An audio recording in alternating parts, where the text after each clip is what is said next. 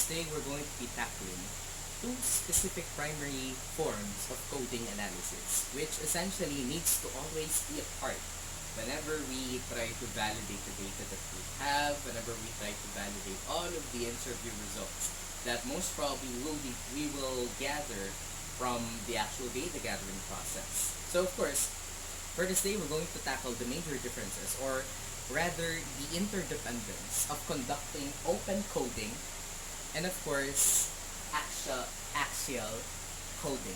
So these two are very much interdependent. Why? Because essentially they initially start from taking the lower order skill sets that most probably you will be able to develop throughout the research process itself, and of course it elevates that certain skill to much deeper forms of intellectual thought, which in turn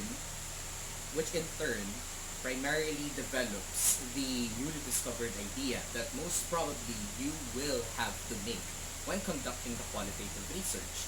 So of course, let's begin with the very basics of each type of coding. So of course, we're going to start with open coding. So open coding is essentially a focus on the conceptualization and limits on the function of categorization on certain behaviors and whatnot. As we may recall, coding is actually a study on the patterns and of course the consistency and the frequency and incidency of these patterns whenever they are often occurred by most of our informants. Like for example, these recurrent habits, these recurrent behaviors, these numerously committed behaviors might be manifested by the informants themselves unconsciously. Only the researchers will be able to determine the patterns that most probably their informants are not really fully aware of. So in open coding, we focus more on developing a category. How do we categorize all of their answers? How do we categorize all of their certain behaviors whenever they are faced with certain stimulus that we tend to present to them as part of the research process itself, of course. So aside from doing so, it can be based directly from data in relation to the literature. So of course, this actually demands a certain awareness, of course, on the literature review that most probably the researchers will have in their study. Why? Because they need to have a full collection of experiences that most probably other authors might have encountered in the process of their respective and related types of literature in which the researchers have cited. So, of course, we need a lot of experiences. It focuses more on the collection of experiences and how do they categorize these experiences as a whole. So, let's take for example, if I were to ask simplistic questions, like for example, if I were to ask, let's say, that the book genre, like say for example the book genre, what are the most probable answers when you ask a certain youth group ages 15 to 18? What would be their most probable answers if you ask them how much time do they often spend in reading, or how do they define the reading activity itself, or essentially how do they consider themselves as actually doing the conduct of reading and whatnot. So that's the very idea of open coding. We tend to categorize certain patterns. That's the first part. We identify patterns in open coding because essentially this is the first step in order for us to develop it into deeper discussions, which will be later on discussed in full length as we develop in the whole lesson. So of course, open coding demands a certain awareness on our current literature review. It demands a certain awareness on the collectivized experiences that we already have, and we need to somehow tabulate them as neutral data. So at the very end point of open coding, we develop neutral data that initially has the pattern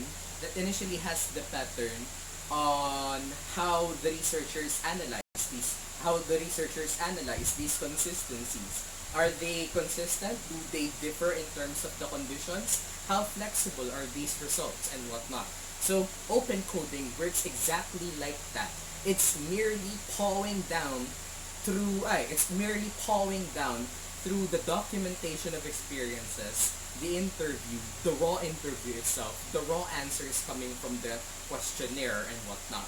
So that itself is the primary focus of open coding. So to focus more on the goal is of course is to develop a wealth of codes to describe the data.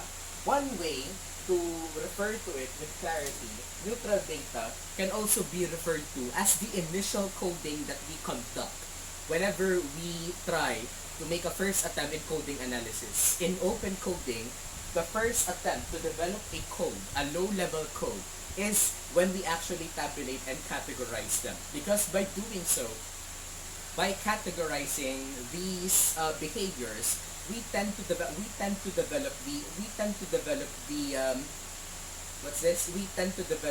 idea that these behaviors are often committed by informants in certain scenarios and certain circumstances. Therefore, we are actually encouraged to jot down notes as to how or why these behaviors occurred, which influences actually enabled these behaviors to occur. So, in full essence, open coding is the first part.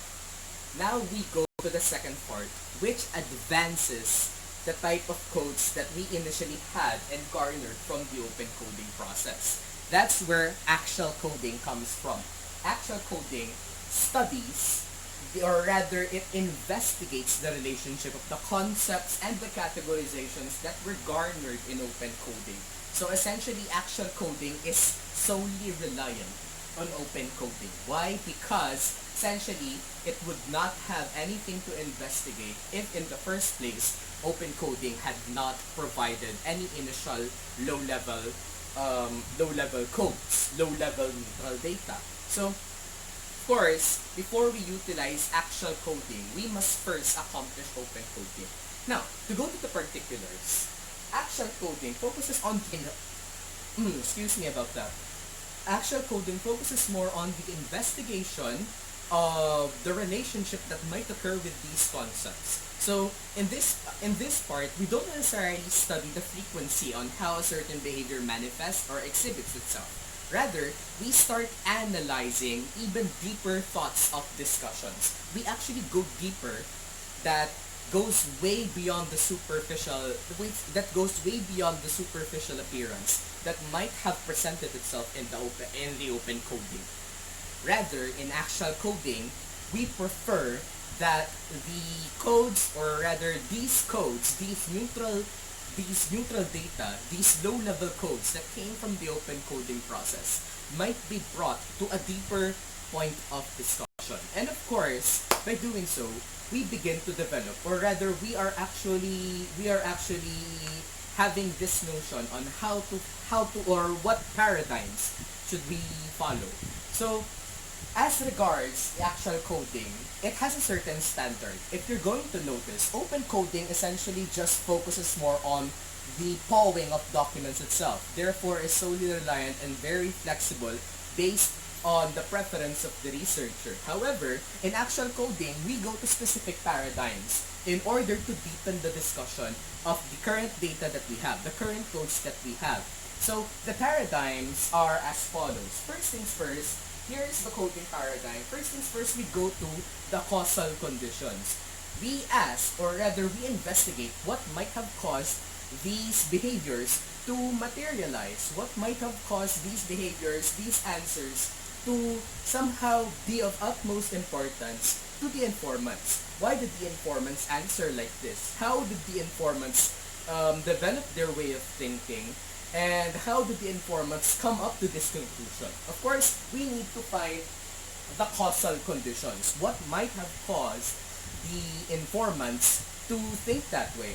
Secondly, of course, is the context. The context is essentially the generalization or the background information that you might provide yourselves with whenever you say a certain stance. Let's say, for example, when it comes to reading, I might say that I am a very frequent reader, and I might say that most probably my activities in reading focuses more on academics aside from fiction. So, with that being said, in the context, we start to define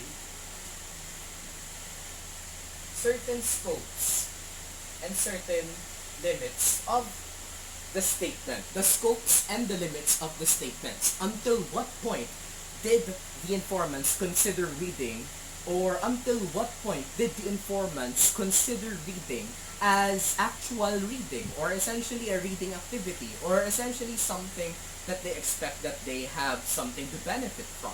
So, in developing the context, we focus more on highlighting the very nature of thoughts that is present in the pattern of thinking amongst our informants. Now, third, of course, is the intervening conditions.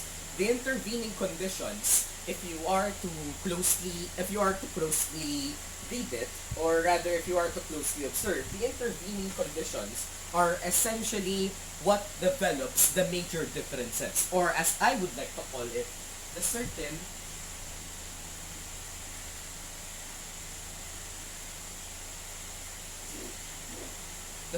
particularities. Because I want you to expect that in most of your data, you will most probably see major similarities and differences. However, you need to debunk the notion that there are differences. There are no differences. You have to believe that. Why? Because these differences are not really differences. They just differed in terms of the manner they delve in. They just differed in terms of the manner they exist. So therefore, when studying the intervening conditions, we start focusing more on the particularities. We start focusing more on what certain particular conditions did the informants experience by their individualities, by their individual points of view, by their individual historical backgrounds, by their individual ethnicities and whatnot. So it all goes down to the very unique. It all goes down to our recognition of the uniqueness of every informant that we have, in terms of the differences in lifestyles, the differences in social status, and whatnot. Now, let's go, of course, to the action and interaction strategies. This, of course, is a very or rather, it's a deeper observation of the informants. Why? Because in this level, we actually study how they react, how they answer, what are the psychological contributions that might have exhibited itself through the answers of the interviewees. So of course, in action and interaction strategies, you study how your informants respond. How do they respond? Starting from the tone of their voice, starting from the interpretation of their statements, starting from how they view certain concepts, the dynamism in their concepts, and whatnot. So, of course, we need to study the action and interaction strategies. And lastly, what are the focal consequences? What are the consequences that, at the very end point of it, has brought the informant to the ultimatum to purely believe in his statement, to actually stand as the certain individual who had a very individualized answer. So we need to focus on the very consequences of his answers. So these consequences are not necessarily things that the informants themselves are fully aware of. It can come through the form of their academic achievement, their life goals, their life achievements, their current interests, and whatnot. So, in full summary, open coding and axial coding are very much interdependent with each other. So, when conducting coding analysis, it is by far important for us to recognize not necessarily just the dead data or not necessarily just the dead pattern of thought. Rather, we need to learn, or we need to garner this sense on how to discriminate these data based on their similarities as well as their particularities. So in my next video, I will be conducting a sample application of open coding and actual coding based on a sample scenario that I will be providing. So if this video has been helpful, I want you to leave a like on the video, and of course, ultimately, I want you to share this to those who you think need it. So again, thank you very much. Stay safe and sanitary.